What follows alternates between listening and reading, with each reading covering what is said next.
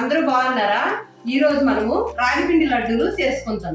రాగిపిండి లడ్డూలకు కావలసిన పదార్థాలు రాగిపిండి, బెల్లం, జీడిపప్పు, పల్లీలు, నెయ్యి, వేలక్కల పొడి.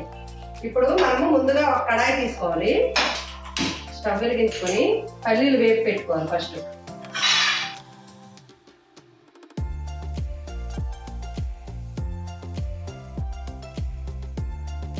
ఈ పల్లీలు వేపి పెట్టుకున్నాం అనుకో, అది చల్లగయ్యేలాగా పిండి బాగా వేయించుకోవచ్చు నెయ్యిలో.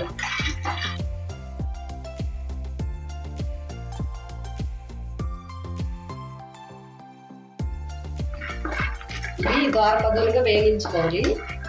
వేయించుకున్న తర్వాత ఇది చల్లారే లోపల మనం పిండి నెయ్యిలో చక్కగా వేయించుకోవాలి. వేగిపోయి ఇప్పుడు మనము ఈ ప్లేట్లోకి వంపుకోవాలి. ఇప్పుడు ఇదే ప్యాన్లో ఒక 2 స్పూన్లు నెయ్యి వేసుకోవాలి. 2 వేసుకోవచ్చు, 3 వేసుకోవచ్చు. వేగాలన్నమాట, పచ్చిదనం పోయే వరకు వేగాలి. పిండి మంచిగా వేగాలి.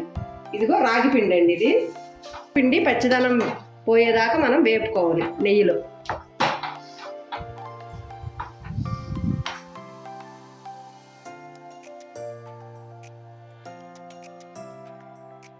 ఈ రాగి పిండి మంచిగా వేపుకోవాలండి. బాగా సిమ్లో పెట్టుకొని చక్కగా పచ్చిదనం పోయేదాకా, మంచి వాసన వచ్చేదాకా వేపుకోవాలి.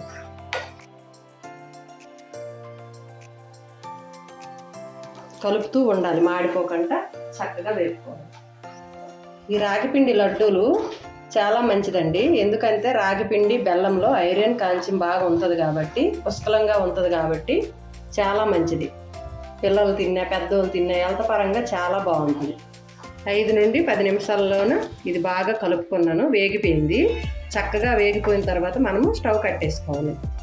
ఈ రాగిపిండి వేగిపోయింది. ఇప్పుడు మనము స్టవ్ కట్టేసుకోవాలి. చక్కగా మంచి కమ్మదనం వాసన వస్తుంది. ఇప్పుడు మనం స్టవ్ బంద్ చేసుకోవాలి. ఇప్పుడు మనము పల్లీలు చక్కగా పొట్టు ఒలుసుకోవాలి. పొట్టు ఒలుసుకొని జీడిపప్పు, పల్లీలు పచ్చగా గ్రైండర్ పట్టుకోవాలి. మిక్సీ జార్ తీసుకోవాలి.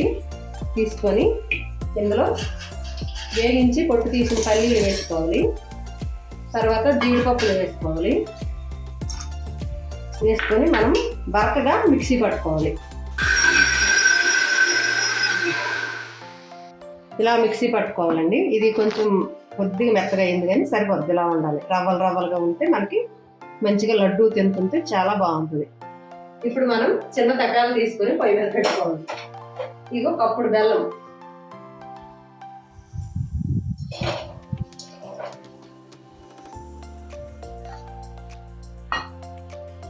గ్లాసులో సగం వాటర్. ఈ రాగి లడ్డూలండి పిల్లలకి పెడితే చాలా మంచిదండి. ఆరోగ్యం చాలా బాగుంటుంది. అందులో పెద్ద పిల్ల అయిన పిల్లలకైతే చాలా మంచిదండి. నడుముకి ఇంకా చాలా బలంగా ఉంటుంది. ప్రతి నెలలో కూడా మనం చేసి పెట్టచ్చండి ఆడపిల్లలకి. అలాగనే ఆడపిల్లలనే కాదు, అందరూ తినే కూడా ఆరోగ్యానికి చాలా మంచిదండి ఈ రాగి లడ్డూలు. తప్పనిసరిగా ఈ రాగి లడ్డూలు మాత్రం మీ ఇంట్లో చేసి మీ పిల్లలకి పెట్టండి. ఇది మంచి బెల్లం అండి, అరిసెల బెల్లము. ఇందులో పిస్క ఏమి ఉండదండి, మంచిగా ఉంటుంది. ఇప్పుడు మనము ఇందులో వేలక్కల పొడి అండి, వేలక్కల పొడి. తర్వాత ఇదిగో బరకగా పట్టుకునే జీడిపప్పు, పల్లీల పొడి అండి.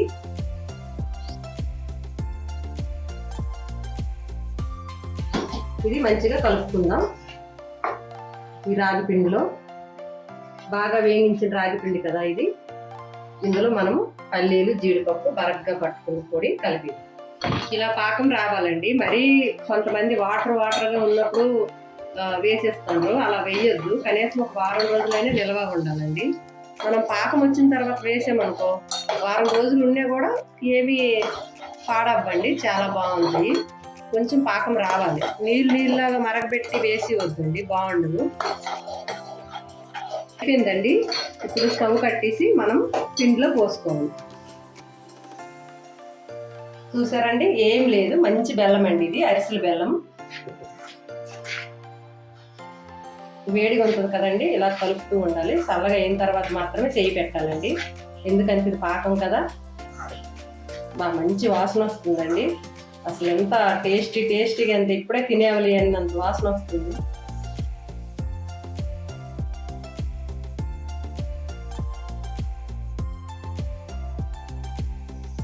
కదండి. ఇప్పుడు మనం చెయ్యికి నెయ్యి రాసుకోవాలి.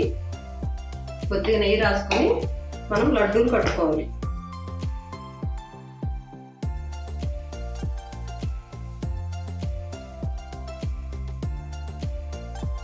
పిండితోటి చాలా ఐటమ్స్ చేయొచ్చండి. ఈ రాగి పిండితో చాలా చాలా రకాలు నేను చేసి పెడతాను. చూడండి, ఈ రాగులు మా ఊర్లో పండుతాయండి. మాది శ్రీకాకుళం డిస్టిక్ అండి. మా ఊర్లో చాలా మంది ఈ రాగులు పండిస్తారు. మా ఆడపడుచు ఈ సంవత్సరం నాకు చాలా రాగులు కొని పంపించింది.